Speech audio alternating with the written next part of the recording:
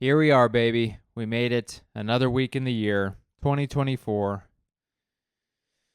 You know what? I don't like saying baby either, but it came out of my mouth and I'm not redoing the intro. So thanks for being here, guys. Another episode of the Weekly Daily Podcast, where I talk about my journey as a stand-up comedian and all the things that happen in my daily life, content given to you on a weekly basis. You guys get it. Thanks for tuning in. It's been a very eventful, busy week. A lot of things going on. There always are a lot of things going on. I've got quite a few things that I'm doing. I got a visitor roaming around here, little kitty cat. He's scoping out the stuff here. He's about to jump up here. I can feel it. He's scoping out his entry point, and he's throwing off my thought process here. He'll probably jump up later. Anyways, it's good to be here. If you guys are watching the video, you probably tell over the last week I became a man. I have a mustache now, and I say that jokingly because it's not good. It's not good. I'm always surprised. There are a handful of people who will say, I like the mustache. And if I'm being honest, I do not believe them. It's a very, very embarrassing mustache. And you know what, though? I'm 36, 35. I'll be 36 next week. And sometimes you just got to do what you got to do, okay? If you got a bad mustache but you want to grow that mustache, you just got to do your thing. Do your thing. Okay, I've said I said baby and thing in the first 60 seconds of this podcast, and I'm disappointed in myself, just so you guys know. Those are not things I usually say. Sometimes in the pursuit of being funny, I'm silly, and sometimes in while being silly, I'm obnoxious. And that's just what it is. And don't we wish we could all be just perfect human beings? You ever meet people? There's plenty of people like this in comedy and just in general, where they just, everything they say and do is like full of confidence and like the correct thing to say. Like every scenario you see them in, their reaction is the correct reaction. And, I wish I could be that guy. I'm not. I think, honestly, that's what leaders are. When you look at CEOs and just leaders, whether it's cult leaders, I don't know why I went straight to cults, but people that people look up to, it's just somebody who like doesn't make mistakes. They just have the right answer for every moment, pretty much. And with comedy especially, you deal with a lot of scenarios and situations where either you're getting heckled or crowd interaction or whatever the case is. And you have to make a decision on you have to react to it. And sometimes it's a good reaction. Sometimes it's not a good reaction. So, I'm not that guy. It'd be nice to be that guy, but I'm trying my best. And honestly, that's all you can do. When I was a teenager, when you're younger, you're like, oh, I wish I was this or I wish I was that. And then you become an adult and you're like, I'm not that. What am I going to do? Cry about it? You got to try my best. And sometimes it's awkward and I tense up and then I go home and I tell all my friends and I go, oh boy, you wouldn't believe what happened. And then you laugh and giggle about it and then you try to do better next time. I've got a hair that's in my glasses here, and it keeps hitting my eye, and it's frustrating me. Speaking of my glasses, I can't remember if I talked about it last time, but I got two things. Okay, I don't know if I'm not going to pull my glasses off and show you because some people aren't watching the video, but also these headphones are kind of like making it tough to take my glasses on and off. But I got two things for my glasses. I'll kind of go to the side. I don't know if you can see. It's like a little cover up on the end of the, what do you even call it? what do you even call that part of the glasses? The part that rests on your ear, whatever that is called. I got little cover-ups on there to basically help the glasses prevent them from slipping off of my face. And I also got these two like silicone, whatever the pronunciation is, patches that you put on the little nose arch, and it prevents the slippage down your nose as well.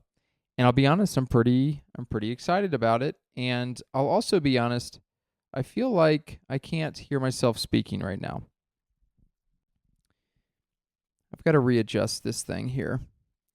Anyways, yeah. So I'm excited about that. For the past 5 years, probably the past 10 years, the past 10 years, I've just done the little nerd pointer finger to the nose to push the glasses up every 20 seconds of my entire life. And it only took me 10 years to go, hey, maybe they have a solution for that. Maybe someone else is having this problem and they've thought of a way to get around it.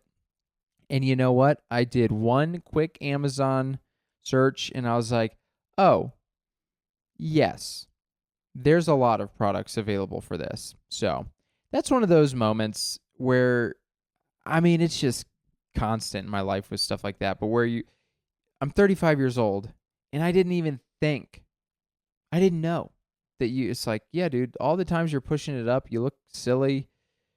There's a solution for that out there. So got that, feeling good about how the glasses stay on my face now. That's pretty cool. Got a nice mustache coming in. Got glasses that stay on my face. What more could you ask for? But man, let's get into some of the nitty-gritty here, guys, of what happened this last week. I went to a couple open mics. So I got back, I think the last episode I recorded the podcast like the day before it came out. So I recorded it on Tuesday and it came out Wednesday. And it had been busy. I just flew back from Virginia. Got back like 1 a.m. on Monday night. And so Tuesday I recorded during my lunch. So I didn't want to record the podcast again on like Friday or Saturday because I hadn't done much. And so I waited. So now it's Monday. And got some things to talk about. Mostly comedy stuff, but some other stuff as well, probably. We'll see where my brain takes this episode. But last week, I've said it quite a bit over the last forever, consistently. Trying to get back out to open mics and trying to build some new material. And I went out to, I feel like I went to a couple open mics last week. Or maybe I did. I think I did an open mic on Tuesday, and then I did a guest spot on a show on Wednesday. And then Friday and Saturday, I hosted shows. And basically, all the shows and mics there, I was kind of working through some new material. I need to get out more and really work out a lot of this new material. But it does feel good to do new material at shows, which is giving me a lot of confidence. In the past, let me break this down for you guys. If you're listening and you're a comedian, then you understand the process. But if you're not familiar kind of with the behind-the-scenes process, then I'll kind of break down my mindset and mentality and how it's changed open mic versus show, doing new material in those settings. So up until maybe about a year ago, so 4.5 years into comedy, if we go back a year ago, all the way from there until, or from me starting comedy to about 1 year ago. So the first 4.5 years of comedy, that might be an easier way to digest it. I was very much in the mentality of any new material I have, I need to work it out at open mics. I won't dare try that at like a show, especially not a good show, like a Don't Tell or, some of these shows where you're trying to do tried and true material for the most part. And the reason for that is a couple things. One, I wanted to do it at open mics beforehand to practice, to learn the material, to have it memorized. And two, also to get input from the crowd to see, hey, is this something that should be done at a show? And three, because taking a brand new thing to a show was like too daunting for me in a lot of ways. Like I just wasn't comfortable taking something brand new and the thought of like, what if I forget the words and just like crumble? What would I even do? But now, fortunately, over like the last year, I've gotten more and more used to implementing new jokes into shows. I mean, I'm not going to as many open mics, so I kind of have to do this. But it is nice. I feel like I'm finally at the point where I've just developed the skill set to be able to do it. Now, I'm not saying that in the sense of, hey, I take new jokes to a show and they all crush, blah, blah, blah. No. I will take new jokes to a show and they will still bomb. I'm not trying to have them bomb, but I feel like I have the skill set now, to do whatever I got to do, prep work, whether it's kind of trying to memorize it in my head at home or saying it to a mirror or understanding, do I have the bullet points for this joke or not? If I don't, there's no point in trying it at a show. If I do, but I don't maybe have the full memorization, but I'm like, okay, just go up there with some energy, try to say it. And at the end of the day, if I forget what it is, if I totally forget the words or I'm not getting much, I have the skill set now to like bail out of it and just be like, that's fine. I'll do a good joke before it. I'll do a good joke after it. It's fine if there's a lull. It's not the end of the world. It's going to be okay. So it feels good to be able to do that at shows now. I feel like that's just the natural trajectory for most comedians. Like in the beginning, you're like, I would never try something brand new at a show. Also because you're not doing many shows at all in the beginning. So you're like, I'm just doing the best stuff. But then as you get more and more shows and longer into it and just build that skill set, it becomes something where you're like, yeah, I'm not able to get out to as many open mics anymore. Also, open mics are like 3, 4, 5-minute sets. Some things I'm doing are, especially like these longer stories, might be, a lot of times, especially in the beginning before I've cut all the fat, they're going to be over 5 minutes. And it's really hard to get a gauge on a story when you're just telling a part of the story at an open mic or anywhere for that matter. So, yeah. All that said, feels good to be working through some new stuff. And I got a bunch of little things I really need to work through. It's like a bunch of bits and stories and ideas that there's a spark there. There's something there. But they're also not like incredible.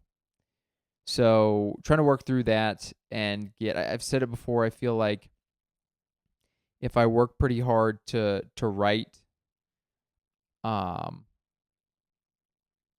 develop some new material through the rest of this year, so like the last 6 months, 5-6 months of the year, I feel pretty close to being like, okay, I have a pretty solid 45 minutes, which that is I guess a specific number because most like headlining gigs,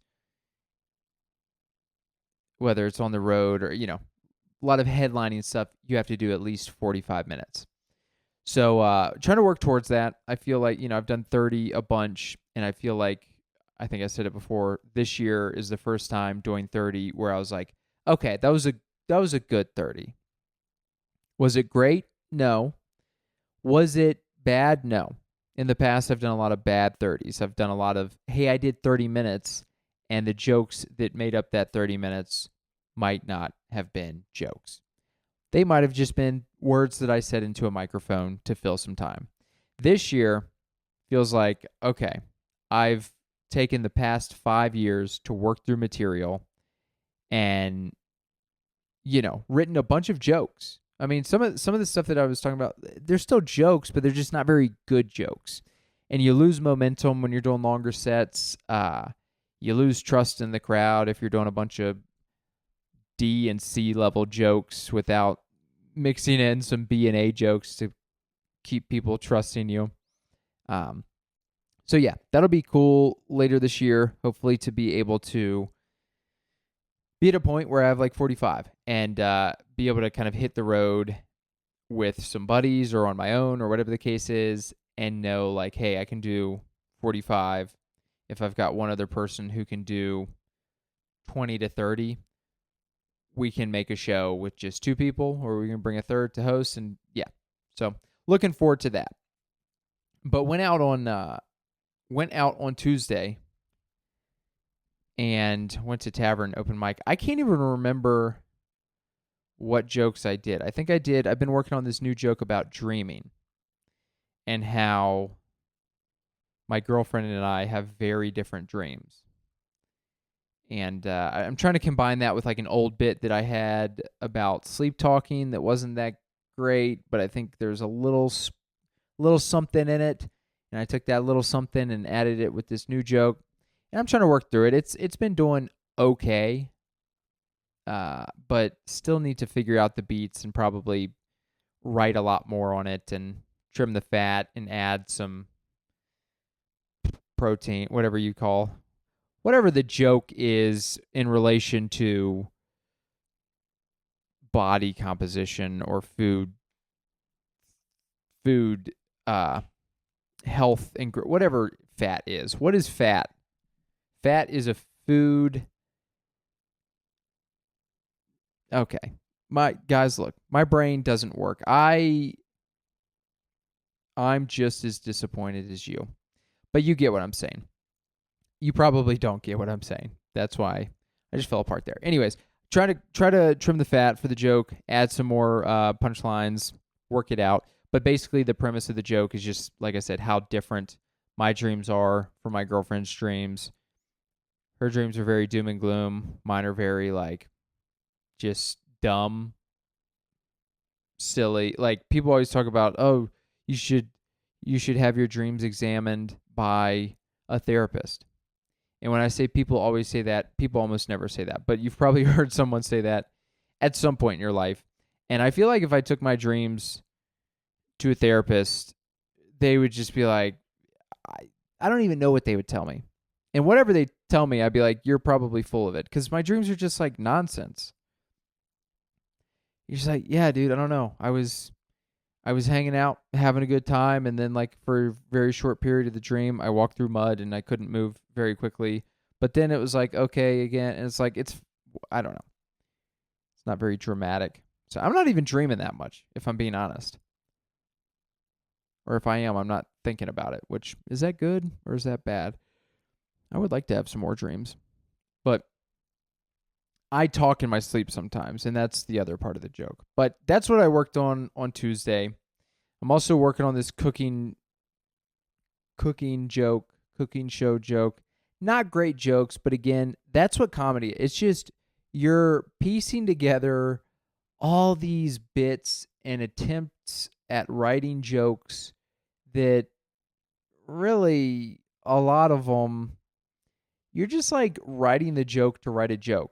Like this cooking show joke, I'm like, oh, I love watching cooking shows, but I could never be on a cooking show. The reality is, I haven't watched a cooking show in 10 years. Okay, I haven't. I used to watch them. I used to watch Chopped all the time. I'd watch Hell's Kitchen. I'd watch a bunch of stuff.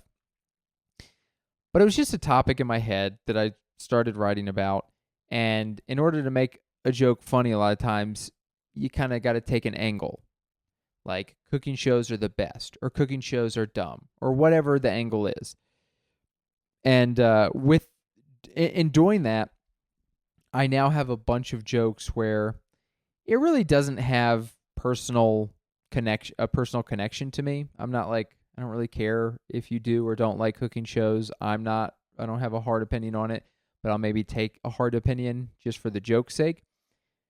So I got a bunch of jokes like that, but then I have a bunch of personal experiences or stories that actually happened, and those are things that are actually connected to me and things that can be easier to sell and to talk about because you're like, this is actually real. I actually do care about this, and this did happen to me. So it's always interesting, like balancing those two, where you're like, yeah, you want to do, I don't know, at least in my mindset, I want to do all this personal stuff and make it funny and relatable. But also sometimes you're like, well, I don't want to do too much personal stuff. If I'm doing a corporate gig or, some gigs, they don't care too much about you. They're like, just tell us jokes.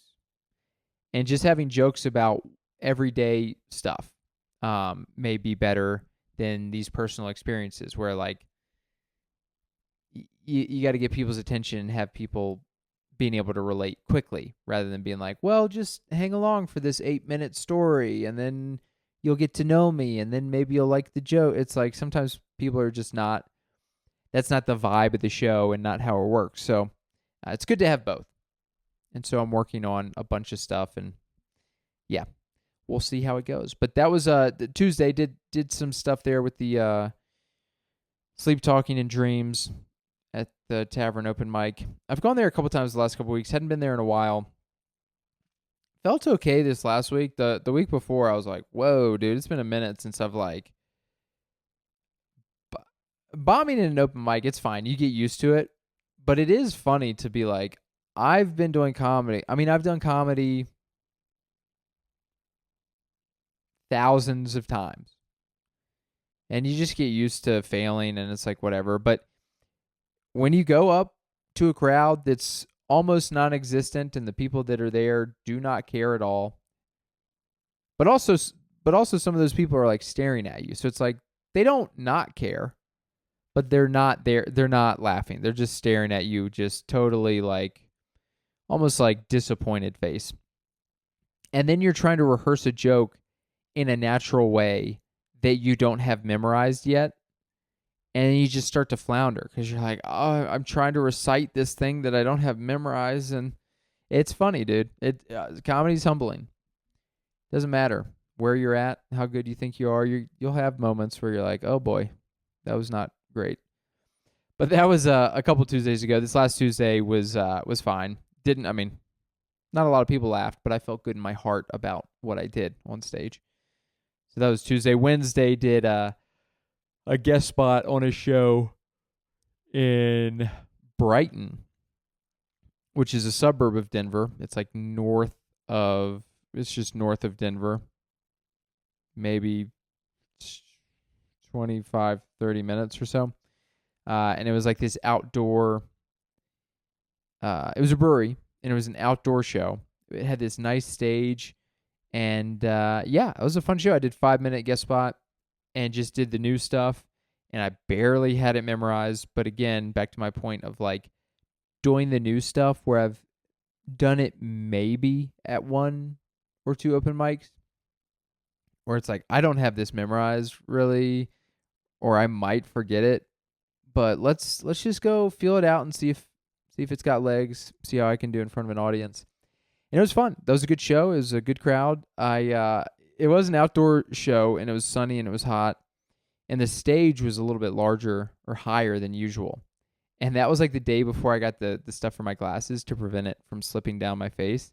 And so my head, because the stage was taller, my head was angled down lower.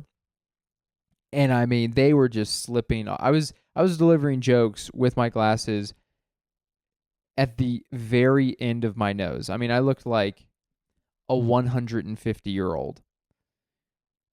So that was kind of funny. I like realized it in the moment. It was pretty obvious. I was like, dude, these glasses are coming down. And I said something after the show and to my buddy Ethan Everhart, and he was like, yeah, dude, yeah, I saw it. And I was like, oh gosh, I wonder if everybody in the audience was like, yeah, look at this nerd alert, Nerd City. But that was Wednesday. That night, took Ethan to the airport. He flew out to Boston, did some shows, got back. Been playing some Fortnite. Sue me, okay? Fortnite, pretty fun. Been been getting into it a little bit. Would like to get into some other, like Fortnite is fun, but it's also, I like to play it if someone else is on.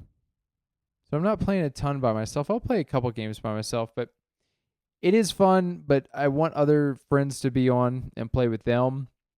And it's kind of like I guess what I'm trying to say is it's one of those things you play for maybe an hour or two and you're like, all right, that was a good time. And that's probably a good thing to prevent me from playing all the time. But I've played games in the past, and when a game really captures you, 1 to 2 hours is laughable. You're like, nah, dude, give me 12 hours on Saturday, 12 hours on Sunday, and then I'll just quit my job on Wednesday. Quit my job on Monday and just play 12 hours a day for the rest of my life. But I won't do that. I'm rambling. Rambling Benjamin. I almost named this podcast Rambling Benjamin. I think I've said that before. But you know what? Went with the cliche weekly, daily, blah, blah, blah podcast. Man, it looks like it's going to rain out there. I haven't made it through an episode of this podcast without mentioning the weather to my left. But just wanted you guys to know, here in Denver, there are clouds, and it's like 95 degrees. So cloudy, but still hot. Thursday last week, didn't do much. I think I just took it easy. Work has been stressful. I'm kind of transitioning into a different role, and it's been pretty hectic. So just getting used to the new setup on that end. Friday and Saturday, though, those were very fun. Friday, hosted a Don't Tell show at a hotel. And that was a whole,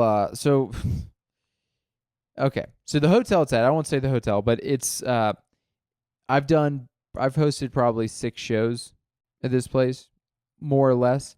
So quite a few. And it's it's in the banquet room, and it's just a very sterile room. And I mean, people will come out, but it's just been historically one of those rooms where people aren't laughing that hard. It's just kind of like a tight audience usually. And so I get there, and it's like a locked room. You have to have a card key to get in, and usually the event coordinator is there.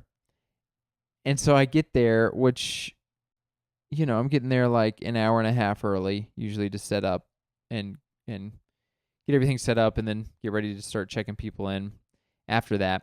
And the door's locked. The event coordinator's not there. I sit there for like 10, 15 minutes just, you know, looking at Instagram or whatever I was doing on my phone. And then I'm like, okay, let me just go ask somebody at the front desk. They're usually here by now, but now I'll just go ask in case the event coordinator's later than usual. So I go down there and I go, hey, I'm the host for Don't Tell tonight. We're doing a show up in the banquet room. Are you able to help me get in? And she like looks at her, she like pulls up a calendar and she goes, we don't have a show for tonight. And I was like, oh boy, here we go. I've been hosting Don't Tells for coming up on a year, and knock on wood, this is not wood, but it is a couch, and I'm sure wood is somewhere in this material. Knock on wood, haven't had a problem yet. Had a heckler or two, not a huge deal. Haven't had like a, hey, the show's not happening tonight, and, you know, 60 people are going to show up, and you got to go, hey, sorry. And I was like, here it is. This is going to be the one.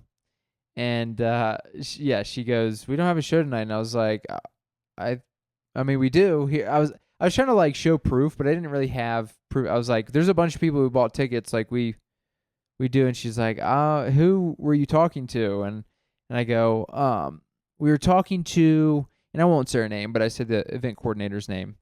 And she goes, oh, she doesn't work here anymore. And I was like, oh, Lord. Okay, well, this show might be canceled. So I called the guy who's in charge of Don't Tell for Denver, and I'm like, hey, dude, they said that they don't have a show on for tonight. And then he was like, yeah, they do. I talked to the new event coordinator. She confirmed like 3 times. And so I go to the front desk lady, and I was like, hey, this is the lady that we've been communicating with. She said it's all good. And there's all this back and forth of stuff. And finally, long story short, she's like, okay, we all right, we do have a show. And I was like, man, what kind of place you guys running? You're like, we don't have a thing tonight. And then you just call 6 people and you're like, oh, we do have a thing. We just we're like a pretty big hotel business. And we just don't communicate. We don't have Outlook. We don't know what Slack is. We don't talk to each other. We just wait for people to come in and be like, hey, I have a reservation. And they're like, no, you don't. And then the person's like, yes, I do. And they're like, well, let me check. And then 20 minutes later, they're like, okay, you do have a reservation. Here's your key. And they're just snarky about it. That was nothing better than starting a comedy show in a weird mindset, having to go through stuff and then just be like, all right, let me be funny and silly when I thought I had to yell at somebody. I actually didn't think I was going to yell. From my end, it would have stunk, but it's there's nothing I can do. So I didn't. It's it'll happen or it won't happen, and I can't control that really too much, so I'm not going to stress too much about it. But it did happen, and you know what?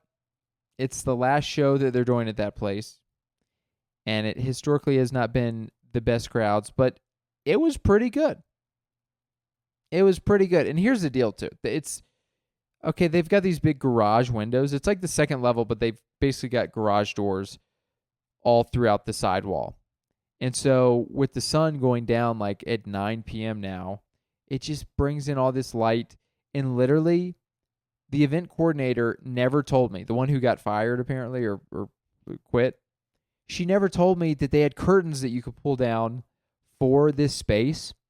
It wasn't until this time, one of the random bartenders who just was coming down to help, he's just being very helpful. He's like, hey, do you want me to pull down the shades for this? And I was like, you can do that? I was like, no wonder these shows haven't been as good. The sun's been coming in. It's been a bright office room. But tried out a lot of the new jokes at that show too. Got some decent feedback and felt pretty good about it. The rest of the comics did very well. It was a fun show. Packed up the stuff afterwards. Came back home. Played some Fortnite. I think. I can't even remember if I did or didn't. Here's the deal about that, guys. This was one of those moments where I felt really stupid. So at this hotel, so the Don't Tell show, sticking with that. I'm not finished with it yet. I know I made it sound like I was, but with this show, at this specific show, they have a parking garage, okay? And I've always parked in the parking garage, and the comics on the show get their parking ticket validated, so you don't have to pay anything. This time, the show went a little bit later than usual. I was eager to get home. And also with the Don't Tell equipment, so just to lay it out for you, I'm driving into the parking garage. I'm then having to take out a push cart, put on 6 pieces of equipment to this push cart, push it through the parking garage, get on the elevator, go down, push a pretty, it's not nothing. You're going through a maze of places to get to this banquet hall and then set up and then break down and put it back on the cart and push it. And I forgot to go to the front desk to validate my ticket until I was in the elevator on the way up to the parking garage. So I was it's one of those times where you have that moment where you go, oh, how much do I value? How much is it worth me to walk back?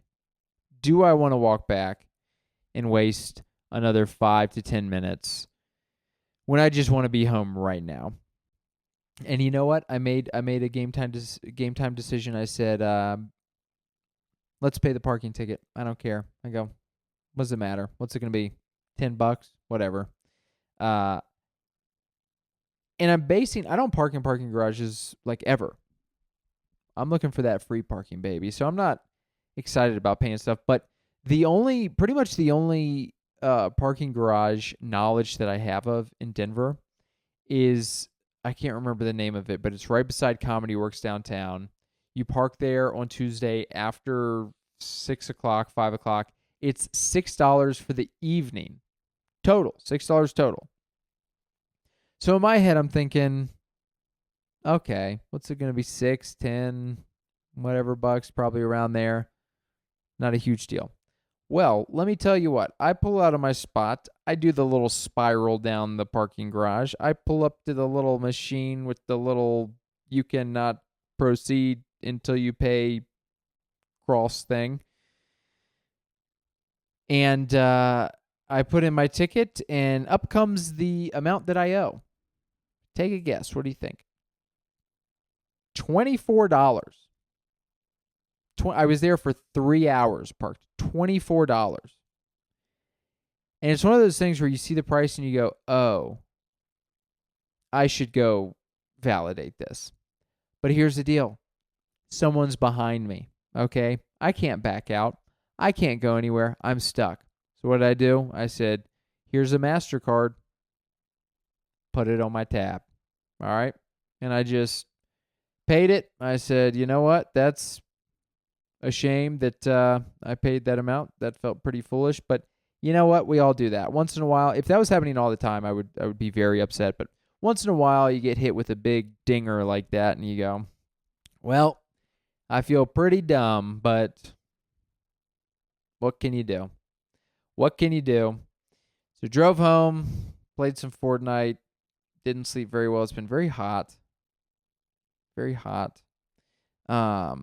And then Saturday came around.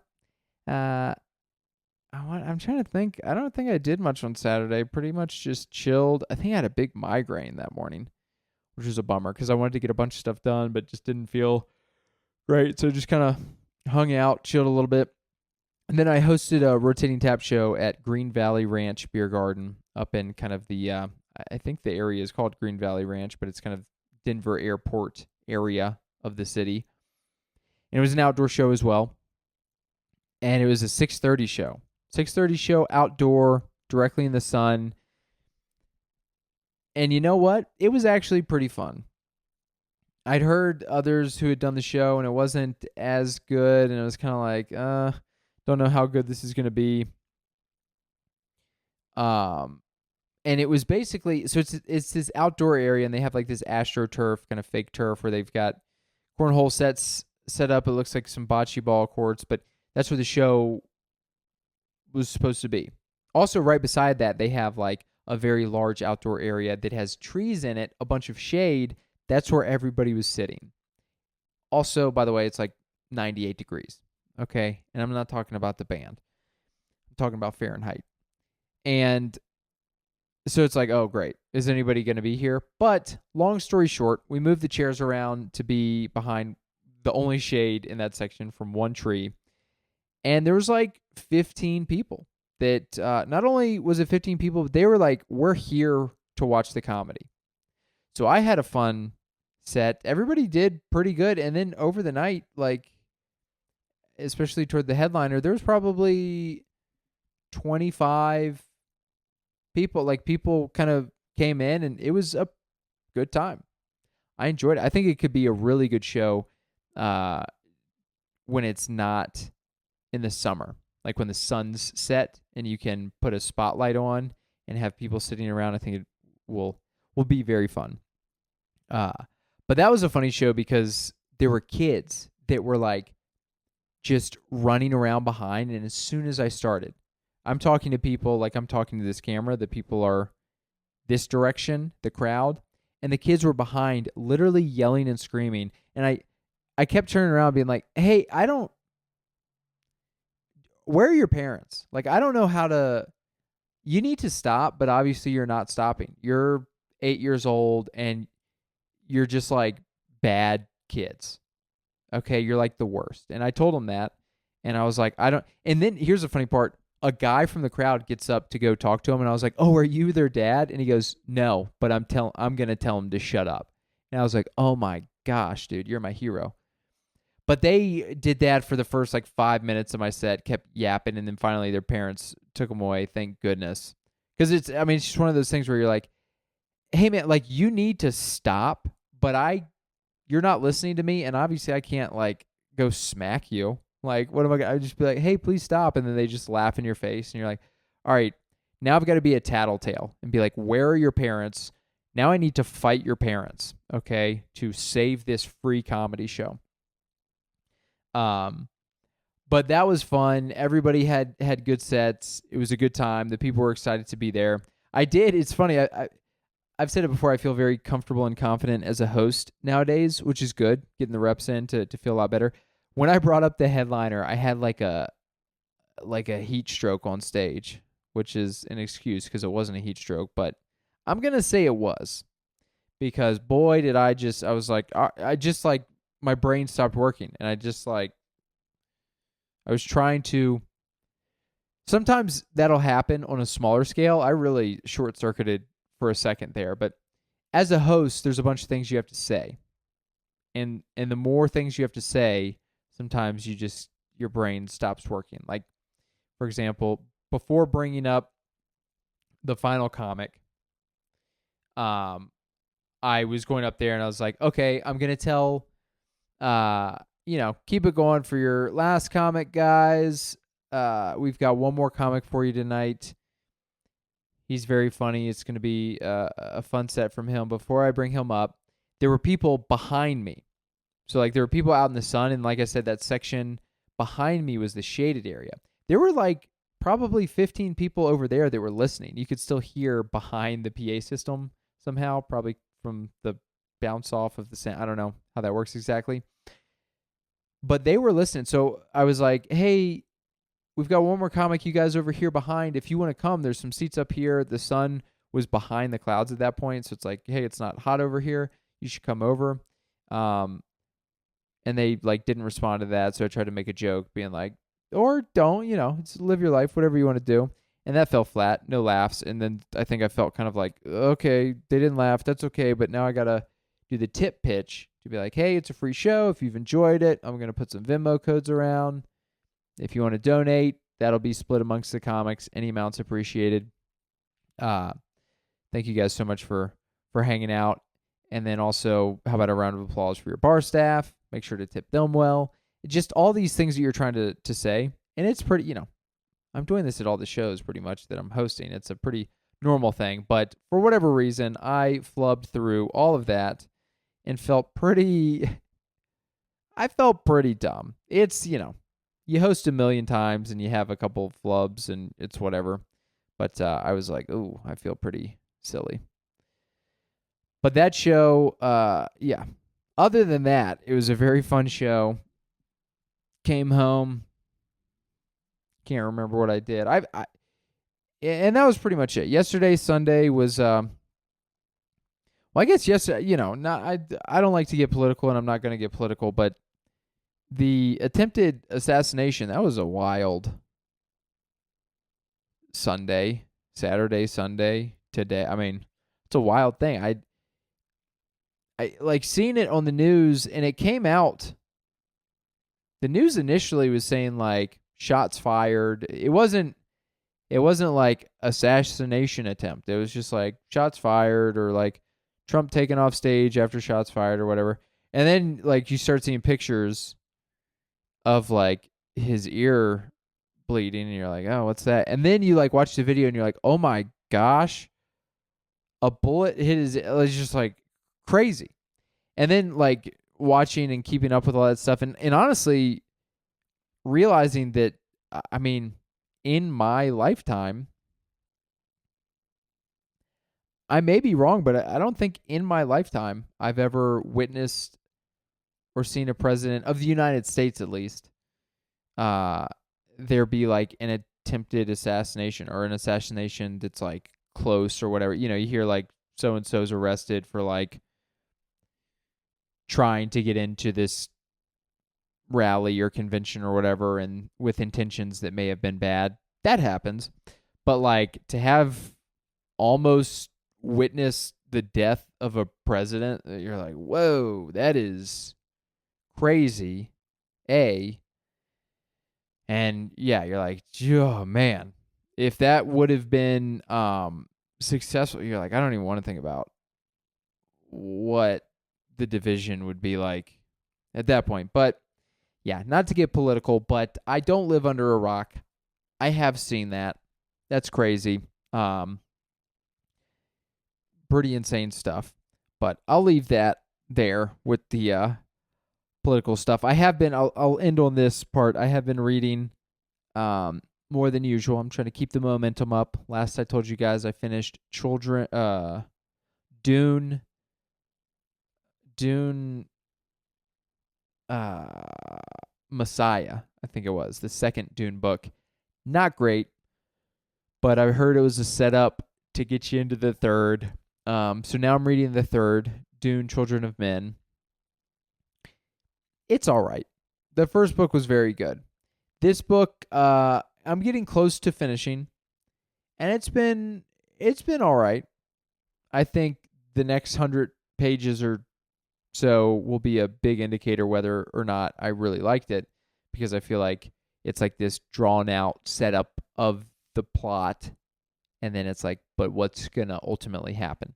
So we'll see here pretty soon. I'm looking forward to getting through that and then starting. I've got maybe 10 books that I haven't read that are just sitting around collecting dust, so I need to read those. But yeah, let me know, guys. Did you make it to the end here? If you did, leave a comment, and in that comment, tell me a book that I should read.